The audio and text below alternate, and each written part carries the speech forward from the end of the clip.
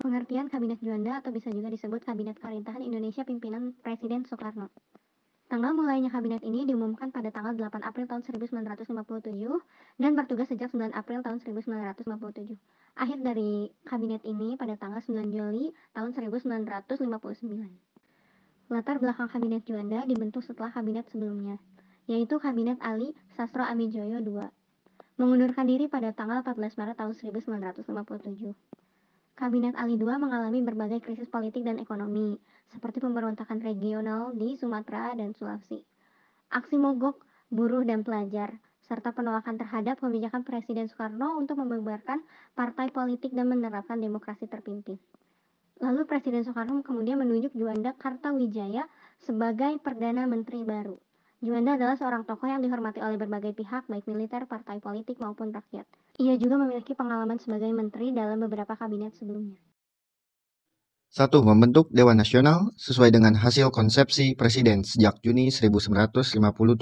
Dibentuklah Dewan Perancang Nasional, Depernas. Kedua, mencetuskan Deklarasi Juanda. Ketiga, menumpas pemberontakan PPRI semesta. Dan yang keempat, menjalankan musyawarah nasional atau MUNAS. Kabinet Juanda memiliki 5 pasal program kerja yang dikenal dengan nama Pancakarya. Berikut ini program-program kerja Kabinet Karya. Yang pertama adalah membentuk Dewan Nasional. Yang kedua, normalisasi keadaan Republik Indonesia. Yang ketiga, melanjutkan pembatalan KMB. Yang keempat, memperjuangkan Irian Barat kembali ke Republik Indonesia. Yang kelima, mempercepat pembangunan.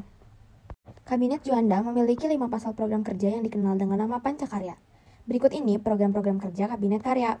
Yang pertama adalah membentuk Dewan Nasional. Yang kedua, normalisasi keadaan Republik Indonesia. Yang ketiga, melanjutkan pembatalan KMB.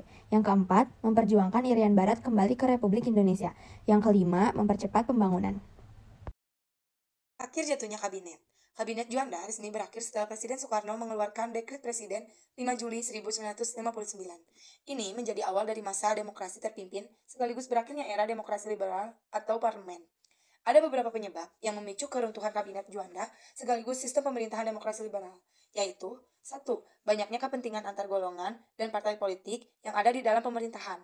Yang kedua, banyaknya peristiwa politik yang menghambat kepentingan masing-masing kelompok di tubuh konstituen. Yang ketiga, kegagalan menghadapi pergolakan di daerah. Yang keempat, krisis ekonomi dan keuangan yang buruk sehingga program kerja kabinet sulit dilaksanakan.